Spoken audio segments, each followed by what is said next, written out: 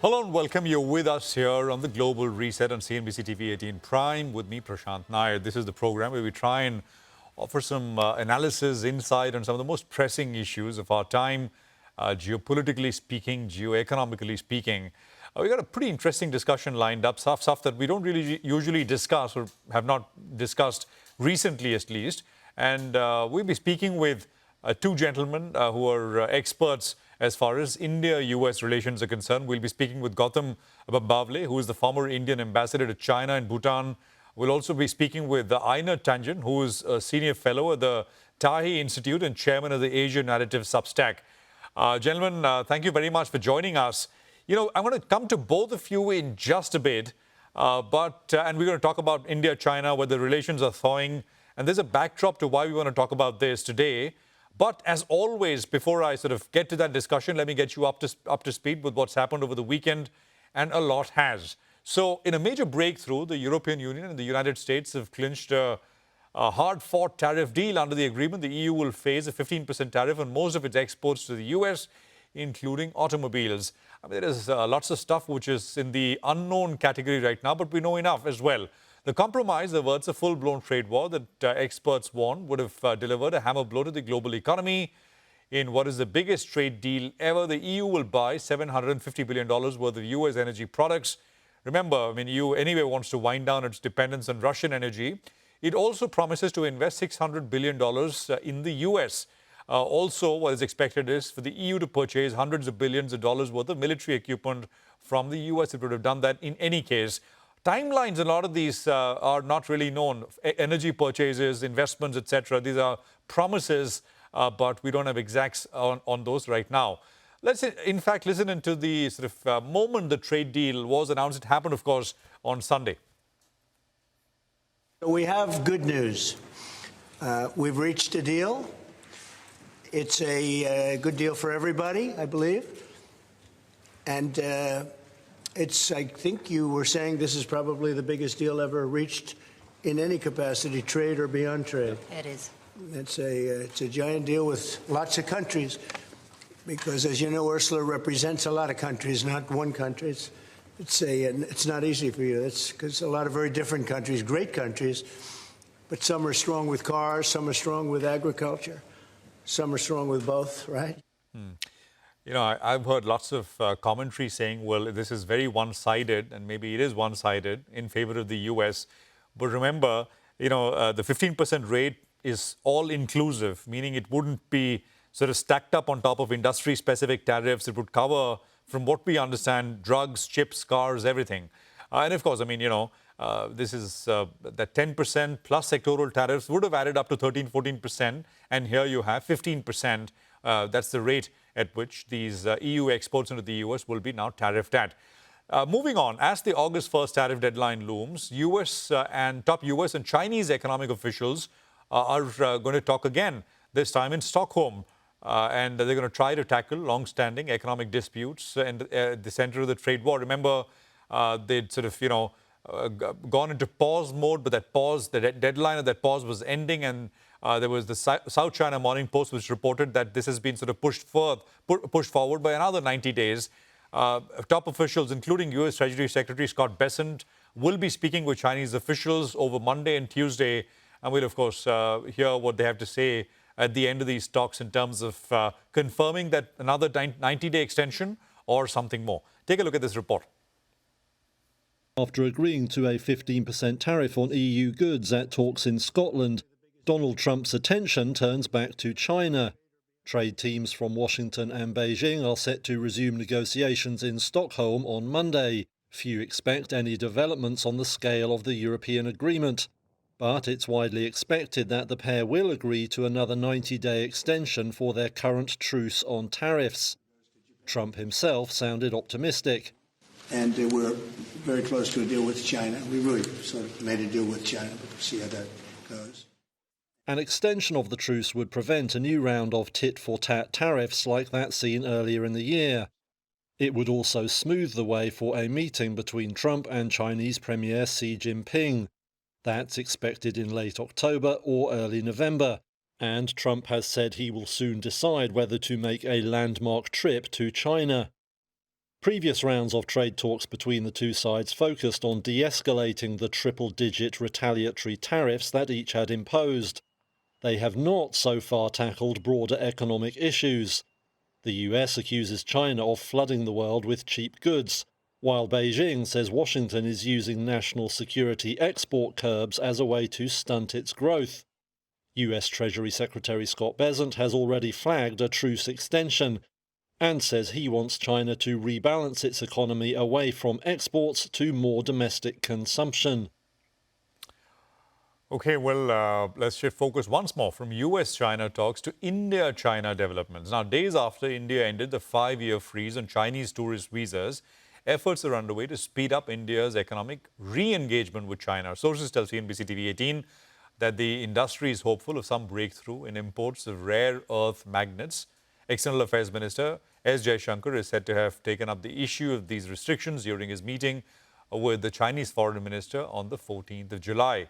Sources added that the meeting between the two ended on and I quote, a positive note. Meanwhile, senior government officials say that India's electronics industry needs greater engagement and flexibility with China to grow domestic capacities. Sources told CNBC-TV18 that the only caveat is that India will need to be strategic while engaging with Beijing.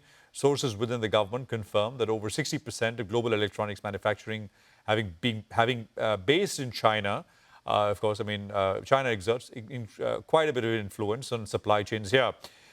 They shared that collaboration with Chinese entities cannot be avoided if India is to successfully grow its own ecosystem. Remember, this comes at a time when Niti Aayog has proposed allowing Chinese investments of up to 24% in Indian entities without requiring additional clearances or approval. So that's essentially the backdrop that we are having this discussion in. Let me welcome in once more Gautam Bambawale, who is the former Indian ambassador to China and Bhutan. We also have Einar, who is a senior fellow at the Taihe Institute and chairman of the Asia Narrative Substack. Gentlemen, once again, welcome to the program.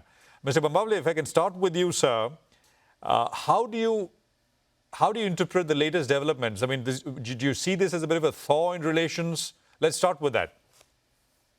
Yes, I think you're absolutely right that if you zoom out a bit, you will see that the government of India had said that if there is no peace on the border between India and China or on the line of actual control between India and China, then the rest of the relationship will be adversely and negatively impacted. And that is exactly what had happened. But in the recent past, in the last few weeks and months, there has been some restoration of peace on the border. We haven't yet returned to the status quo ante as it existed before the summer of 2020. But because there has been a disengagement of troops between India and China on the LAC, on the line of actual control, the rest of the relationship now has also begun to move forward, whether it is in the form of economic cooperation or in the form of Indian tourists going to China, Chinese tourists coming to India. And that is what you see happening on both sides.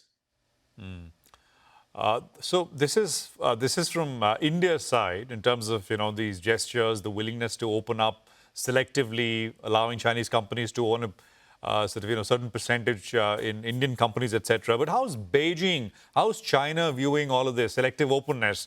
Einar, if you want to come in and set the context for us. Yeah, I mean, Xi Jinping, back in 2013, when he just had come to power, he indicated that he really thought the future of Asia and economically the world was going to be determined by the relationship between India and China. Since then, though, unfortunately, there's been a lot of distrust. There have been incidents, and it's been very hard to close that gap. But, from Beijing's point of view, I think there have been a number of incidents which have to be pointed to. One, there was a feeling that the U.S. interfered in the elections, the general elections, and that could have cost Modi the kind of what he needed in order to reform India. There's also the issue of Bangladesh and they're kind of getting a cold shoulder from the Trump administration, no acknowledgement of the special relationship or the fact that the U.S. wanted India to be, in essence, this kind of doorstop to Chinese expansion. And then I think the final straw has been this kind of tone-deaf attitude in Washington that these trade tariffs have to include India opening up. It's extremely sensitive, a red line market in terms of agriculture. Indian farmers are already under tremendous stress. The idea of having to compete with the largesse of American products flooding in would be too much and politically too sensitive. So there are a number of issues where the U.S. has neglected the relationship. And I think China is very interested in trying to figure out how that kind of trust can be restored. But it's going to take time. Mr. Bambawale, you think there's the U.S. angle as well? As Einar put it, a bit of a cold shoulder playing on sort of our minds? So yes, but up to a very restricted point, there is a US angle. But I would say that the India-US relationship is, despite everything that Trump may have said or tweeted, is very, very strong on the ground, not only in terms of economics, but also in terms of critical minerals, in terms of technology transfers, in terms of Indian and US companies working together with each other on various issues, including on cutting edge technology. So I think that the India-US relationship is strong. Yes, there have been some comments by President Trump which could have been taken adversely in New Delhi, but I think the relationship is very, very strong. Conversely, the India-China relationship has deteriorated since the summer of 2020. And now, because there is some peace on the border, a restricted amount of peace on the border, we have had a disengagement of troops, but we have not had a de-escalation of troops around the border areas. The India-China relationship is being reset or is being moved forward in other areas like economics, people-to-people exchanges, etc. But we will have to wait and see how it develops over the next few months and the next few years. Mr. Bambawale, the foreign ministers meeting, right, which I referred to in my sort of opening preamble, there was a sort of feedback that we got ended on a positive note. Now, what does that really mean in diplomatic terms? I mean, does that mean, is that like a precursor to some sort of a political thawing of relations, or is it at this stage just sort of optics? So is it moving, should we expect it to move forward at a fairly fast clip? No, I would say that, there is a cautious attempt by both sides, by Delhi as well as by Beijing, to see how to restore some of the relationship as it existed before 2020, before the summer of 2020. So all these are efforts, whether it is our defense minister visiting Beijing for the SCO defense ministers meeting, or our external affairs minister visiting Beijing for the SCO foreign ministers meeting, and doing bilateral meetings with their counterparts in China. These are all cautious efforts on both sides to see how to move the relationship forward. But it's going to take time. It's going to be a slow process, and it is going to be calibrated on both sides. Let me add just one point, Prashant, and that is to mention that we have to keep in mind here in India that the Chinese have stopped selling these rare earth magnets to our EV and automobile and electronic industry. They have stopped the export of tunnel boring machines for India's metro projects. And very recently, they have even stopped the export of some specialty fertilizers to India. Now, this could have been in response to India having prevented Chinese companies like Huawei and ZTE from participating in India's 5G and 6G trials and rollout. But the fact is that both sides are playing this game, and we will have to move ahead slowly in a calibrated manner and cautiously. So the ice has thawed, but the water is still very, very cold. That's very well put. I know, what's your sense? I mean, is there in China, is there appetite to de-escalate and in a way sort of try to normalize relations, or is India seen like a emerging competitor? No, I mean, there's, as I said, there's a great desire to get together with India and come to terms. And this is not about India embracing China's ideas or ideology, anything like that. Just simply trade. China's now India's big partner economically. And, I agree with the ambassador. This is a situation about trust. It was destroyed by a series of incidents. Both sides have their own narrative as to what happened. But in the end, if you're going to go forward, you have to rebuild that trust. Trust is something that's built up over years. Unfortunately, can be lost in moments. And at this point, it really behooves both sides to stop the tit for tat type of situation. If it makes sense for them to open up to each other, a lot can be done. Obviously, Chinese investment it would be very, very welcome in India. You don't see that much investment coming in from the U.S., despite a lot of promises, and certainly not as much as is needed from the EU. And this is not to say that India needs to make a choice. China has never said to anybody, if you cooperate with the U.S.,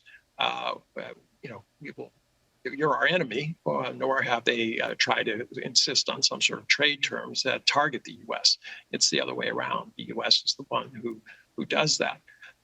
So, at this point, yes, let's keep an optimistic sense in. These are neighbors, a huge population, the global economic leaders of the future. And if they come together, it's almost an unstoppable force, given the rest of ASEAN and the Central Asia connected to the Middle East. You're really talking about a juggernaut, which would be putting to the world a much different story than Washington's kind of unilateral "do as I tell you to do or else." I mean, to be fair, I know with regards to China as well, right? I mean, the Foxconn incident, their manufacturing plant south in South India, China sort of pulling out engineers and asking a lot of these engineers to leave. I mean, these have also been sort of explicit kind of threats used to show what China can do. So it's been a bit of a escalating tit for tat kind of response. But hopefully there will be some de-escalation here. I have to take a quick commercial break here. We're just going to come back and I have more questions to both my guests. Stay tuned.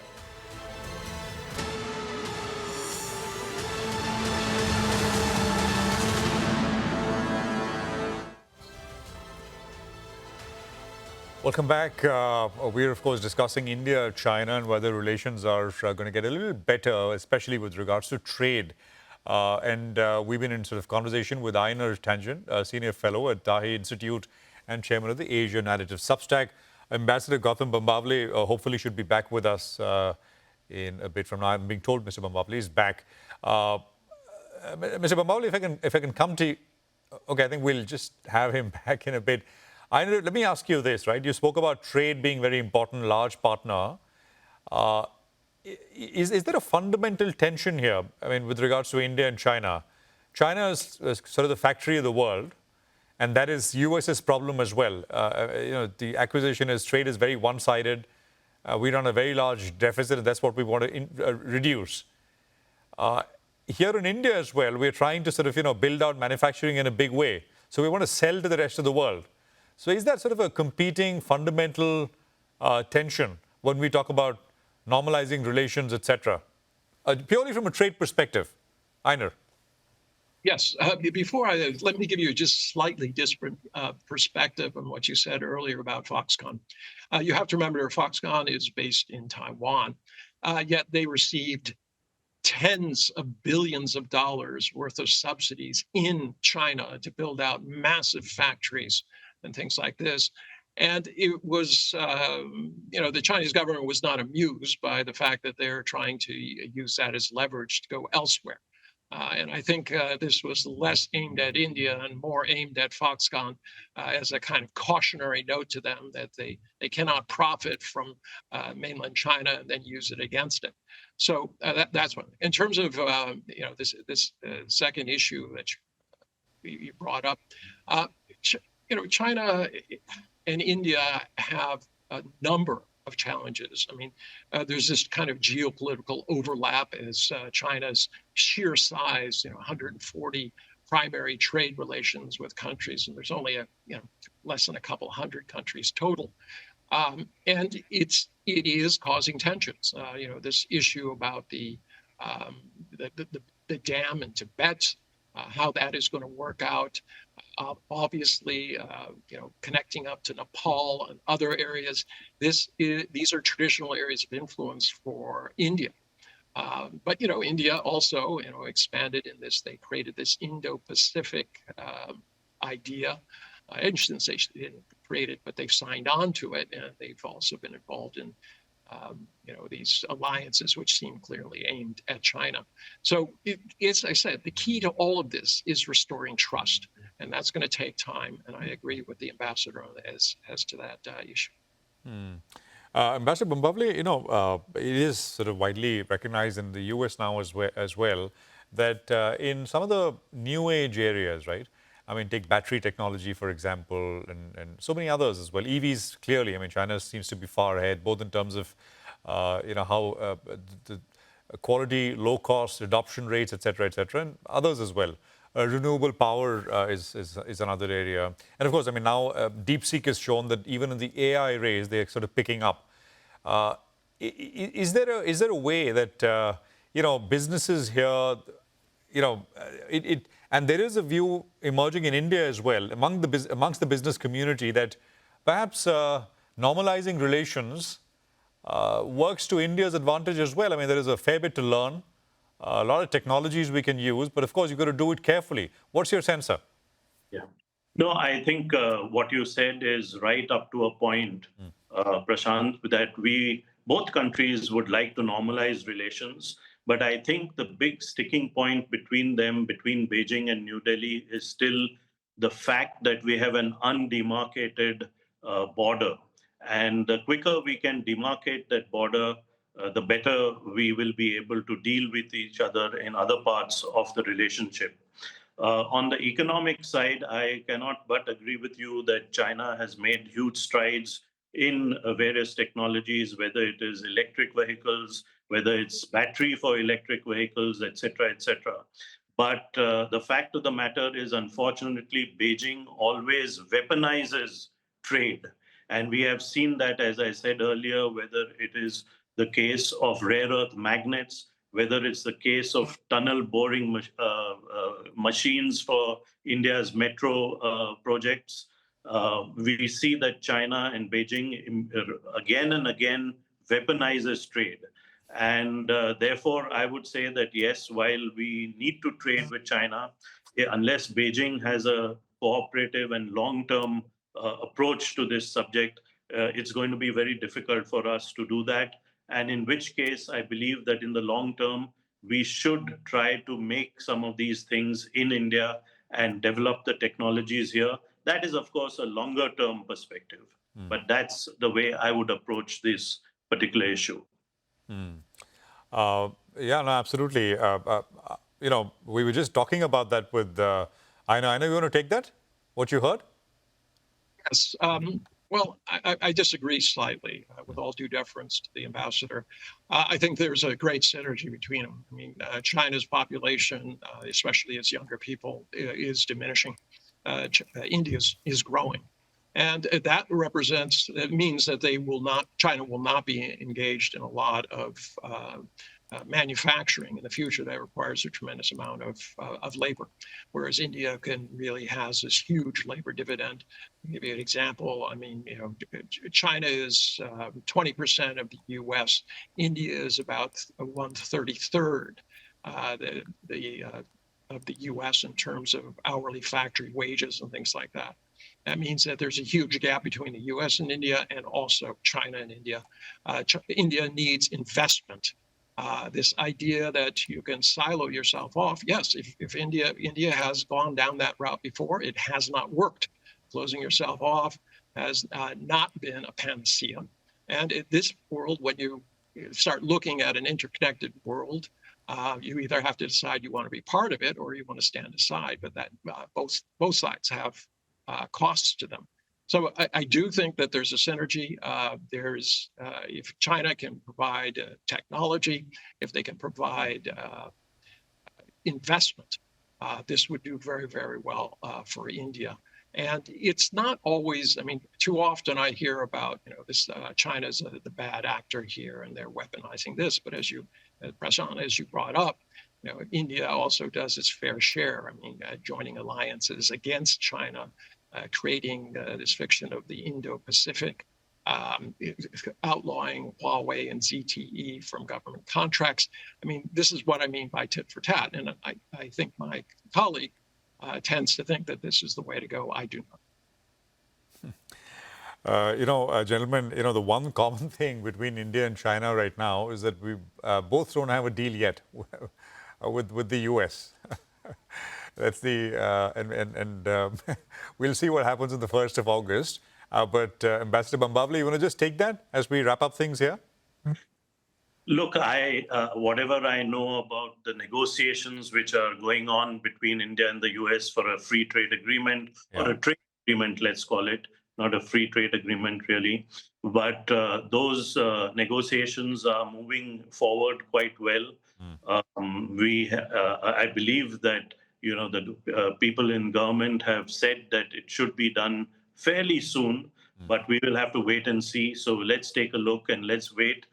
In the meantime, of course, India has signed a very forward-looking FTA with the United Kingdom, and I think there will be similarities between the two, but we will have to wait and see how those negotiations proceed forward and how we achieve a result which is a win-win for both sides. Absolutely. Ambassador Bambawale, Einar, thank you both for joining me here today on this episode of the Global Reset. I look forward to many more such informative conversations because this is not an issue, as I think both of you said. It needs to be sort of settled, resolved, but it's unlikely to happen in a hurry. Thanks, both of you, for joining us. Thank you. Okay, well, that's it on this episode of the Global Reset. Thank you very much for staying with us. More coming up in just a bit.